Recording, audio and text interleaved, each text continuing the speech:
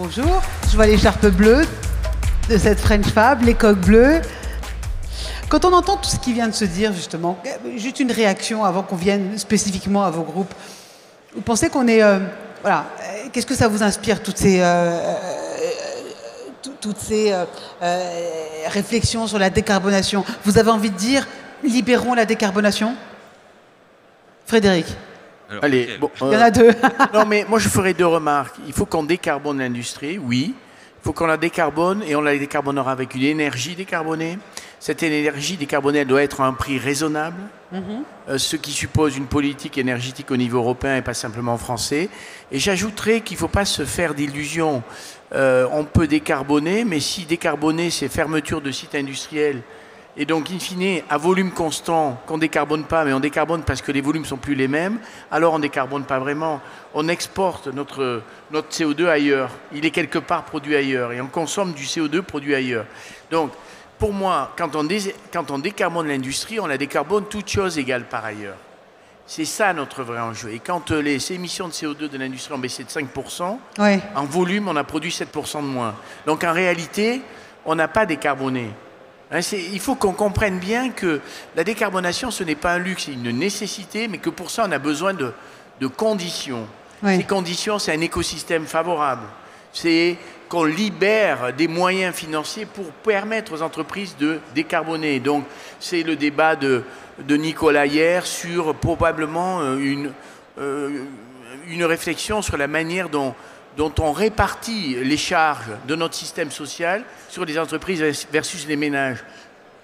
Décarboner, c'est aussi avoir, encore une fois, une énergie décarbonée, accessible à un prix normal. Quand vous voyez que dans la PPE, en 2030, le prix d'équilibre du mégawattheure, c'est 180 €, oui, je peux vous dire, là, on va décarboner. On n'aura plus d'industrie dans notre pays. Donc, on ne peut pas raisonner et développer des stratégies industrielles avec un tel niveau de prix du mégawattheure. Donc il y a un problème de prix, vous confirmez? Ah oui, c'est un sujet d'investissement, hein, parce que quand on interroge les entreprises de taille intermédiaire notamment, on se rend compte que la décarbonation, c'est 1 pour 1 d'investissement classique. Oui. Donc c'est un effort très important, on veut le faire dans un laps de temps très court. Qu'est-ce qu'on dit? Vous dites que c'est un effort, mais qu'est-ce qu'on dit ici à nos patrons? Comment on fait la transition? Mais tout le monde veut le faire. Je veux dire, aujourd'hui, il n'y a pas de question sur le fait de transformer son modèle. C'est comment et comment on le finance. Hein, d'abord, il faut de la compétitivité. À un moment donné, il faut que l'écosystème français soit au moins aligné sur la moyenne européenne. On revient toujours sur les impôts de production, on revient toujours sur la complexification aussi. Hein, c'est-à-dire qu'en France, on n'est pas aligné sur la moyenne européenne? Ah non, pas du tout. Aujourd'hui, la France, c'est 2 fois la moyenne européenne, c'est 5 fois l'Allemagne en termes d'impôts de production. Et comment est-ce qu'on finance la décarbonation? D'abord par nos résultats, hein, donc pas par de l'endettement, par des résultats. Et ça, c'est les marges de manœuvre. On a une chance en France qui est quand même assez extraordinaire, c'est que notre mix électrique est déjà très décarboné. C'est vraiment un atout exceptionnel. La France aujourd'hui produit à 50 grammes du kilowatt quand l'Allemagne est à 400, la Chine est à 1000. Aujourd'hui, on importe, ce que disait Frédéric, on importe du carbone. Les émissions de carbone par Français ne baissent pas. Elles baissent dans notre production, mais comme on importe de plus en plus, eh bien finalement, on ne fait pas d'avancée. Donc il faut produire beaucoup plus sur le territoire, et pour ça, il faut une énergie compétitive. Comment on fait? Il faut une énergie compétitive. Ouais. C'est vrai moyens. Là, aujourd'hui, la France n'est pas suffisamment claire. Hein. Tous les industriels le disent. On a besoin de prix et de visibilité sur les prix, parce que c'est un élément très important pour la réindustrialisation. On a besoin... Mais dans ce contexte, on peut avoir une visualisation sur les prix? Je pense que c'est possible. Enfin, il n'y a pas de raison. Aujourd'hui, la France a un parc amorti, on a des trajectoires, mais on a de la capacité de production. L'année dernière, on a exporté de l'électricité. Oui, donc, voilà, il faut continuer tout le travail qui a été fait sur la compétitivité. La France a fait des efforts depuis 10 ans. Il faut les poursuivre. C'est indispensable. Et puis, il faut simplifier. On parlait tout à l'heure de la CSRD. C'est un monstre. C'est pas parce qu'on va faire de la compliance que les gens vont se transformer. Les gens, ils veulent se transformer. Il faut faire confiance aux industriels, il faut faire confiance aux entrepreneurs et ne pas rajouter de la complexité, parce que l'argent qu'on mettra dans le papier, on ne le mettra pas dans nos usines. Après, on peut être optimiste malgré tout, hein, parce qu'il se trouve qu'on a la chance d'être dans un pays où on a des ingénieurs de talent et on a les solutions. Ça coûte plus cher, il a raison. Quand vous faites substituer à du clinker chez Vicat de l'argile calcinée, on en parlait tout à l'heure, ça coûte à peu près 50 millions de plus, toutes choses égales par ailleurs. Ces 50 millions, comment Vicat va les amortir?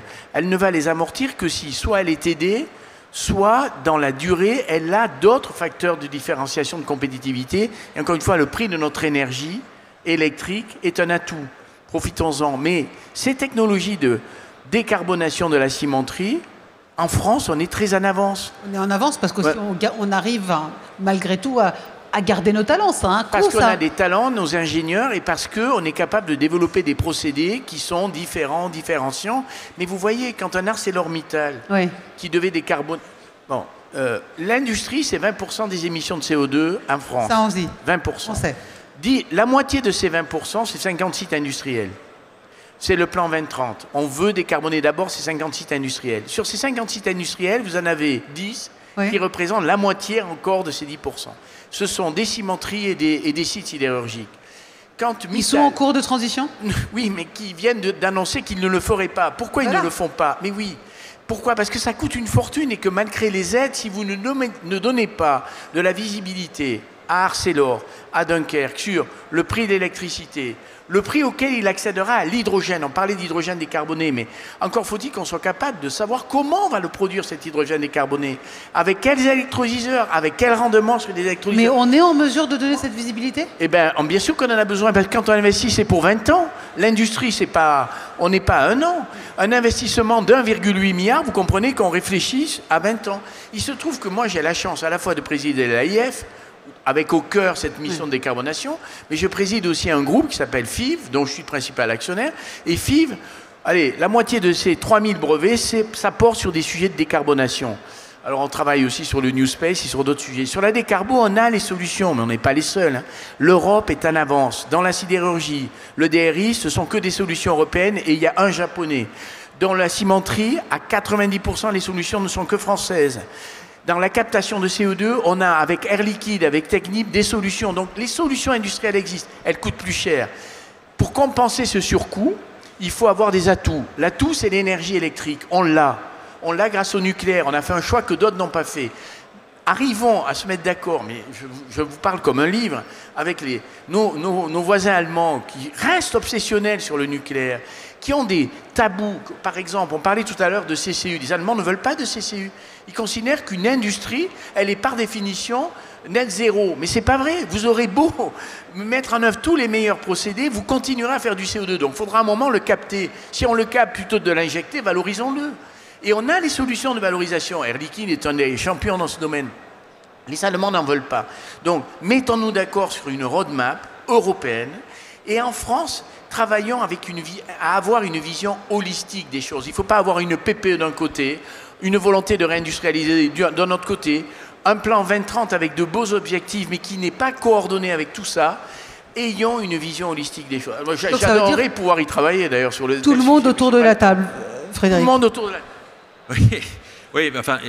parce que c'est très politique ça, mais est-ce qu'on peut le concrétiser? Est-ce que ça peut se faire? Et qu'est-ce qu'on dit à nos patrons? Est-ce que c'est aussi du gain à court terme? En tout cas, ceux qui ont fait de la décarbonation très tôt, moi par exemple dans mon groupe, j'ai commencé à décarboner en 2010. Ah, et donc tôt. Donc pendant la crise de 2012, j'ai passé tous mes sites à la biomasse, j'ai évité de consommer du gaz. J'ai effectivement fait des gains très importants. J'ai diversifié mon mix aussi, parce qu'il ne faut pas parler que d'énergie, il faut aussi parler de diversification, qui est très important. On peut faire de la transformation, mais il faut effectivement de la visibilité, il faut une volonté très forte de se mettre à la page de la simplification. Ça a démarré, la prise de conscience est en cours. Je sais que sur la CSRD, le gouvernement a comme objectif de le décaler. C'est un point très important, parce que c'est effectivement, comme je vous disais tout à l'heure, tout ce temps qu'on passe à gérer la complexité, tout ce temps qu'on passe à finalement gérer les écarts de compétitivité que nous avons avec nos concurrents, c'est autant d'efforts en moins faits dans l'investissement. C'est autant de vitesse en moins dans la décarbonation. Donc c'est pas du temps perdu en fait, non, cette complexité dont vous parlez. Encore une fois, la volonté elle est là. Je veux dire, les entrepreneurs sont des citoyens comme les autres. Ils ont tout à fait compris que c'était indispensable, nécessaire. Simplement, il faut le faire avec les moyens dont on dispose. Et il faut que ces marges de manœuvre, en tout cas, augmentent. Frédéric ? Je suis parfaitement d'accord. Et je renvoie à ce que disait Nicolas, le patron de BPI, hier. Repensons la manière de financer notre modèle social. Il y a plein de jeunes dans cette assemblée, il y a quelques retraités, il y a beaucoup de jeunes. Dites-vous qu'aujourd'hui, on prélève des cotisations pour financer les vacances des retraités qui ne sont pas des retraités vieux quand ils partent à 64 ans. De 64 à 75 ans, on voyage, mes parents ont voyagé, ils profitent de la vie. Au détriment de qui? Des salaires nets. Donc repensons notre système, arrêtons de faire peser les charges du système social sur les seules entreprises et salariés et on se portera déjà mieux. Premier sujet. Le deuxième sujet, in fine, quand on décarbone, un des moyens de décarboner, c'est de consommer moins d'énergie, y compris carbonée. Et donc c'est favorable puisqu'on fait des économies. Hein, donc décarboner fondamentalement... Ça, les ETI l'ont compris. Bien 70%, sûr. les ETI l'ont compris. Moi, je parle des industriels maintenant. Comment on fait? Non, mais les industriels, c'est des ETI. Enfin, il y a des ETI, il y a des grands groupes, il y a des petits groupes, c'est tout le monde. Les ETI. Bon, et les industriels, ce sont eux qui consomment. Alors, pourquoi on fait que 20% des émissions de CO2? Mais les grands groupes arrêtent. Et bien sûr, les grands groupes arrêtent. Mais pourquoi on fait que 20%? L'Allemagne fait 40% dans son industrie. Parce que l'industrie ne représente que 10% du PIB. Et donc, on a commencé par désindustrialiser. Depuis Macron, on s'est arrêté de désindustrialiser. Super nouvelle. Il ne faut pas qu'on reprenne un cycle où on désindustrialise parce qu'on ne fait pas les bons choix. Et les bons choix, ils sont d'abord de la politique macroéconomique. Ouais. Quant aux entreprises, elles feront leur devoir. Elles le feront. Et pourquoi elles le feront? Parce que leurs salariés le leur demandent. Donc les salariés ont besoin de savoir que l'entreprise s'engage. Mais comme le dit Frédéric, ça a un coût.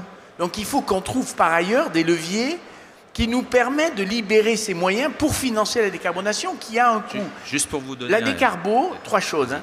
Et puis après j'arrête. La décarbo, parce que on décarbone et comment? On a au niveau européen pour laisser la place. On décarbone parce qu'on digitalise. L'IA est une magnifique opportunité. Oui, on décarbone parce qu'on travaille sur les procédés.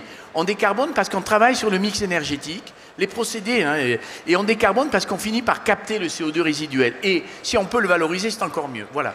Ces leviers, on les connaît. Tout le monde est d'accord pour les mettre en œuvre. Mais ça a un coût, il faut donc libérer des marges de manœuvre par ailleurs. Voilà. Donc, injecter de l'argent. Frédéric, là-dessus, sur une réaction sur ce que dit Frédéric. Rapidement. Si vous... Oui, en tout cas, sur cette décarbonation, il ne faut pas non plus penser qu'elle va se faire massivement. Il faut surtout faire de bons diagnostics. C'est très important. On ne le dit pas assez, mais on parle beaucoup de l'industrie lourde. 50% de l'industrie, c'est les ETI. Hein. Et c'est beaucoup d'entreprises qui sont électrosensibles. Oui, mais les ETI, elles ont compris. Elles ont décarboné à 70%. Elles ont engagé, mais elles ont encore besoin de travailler.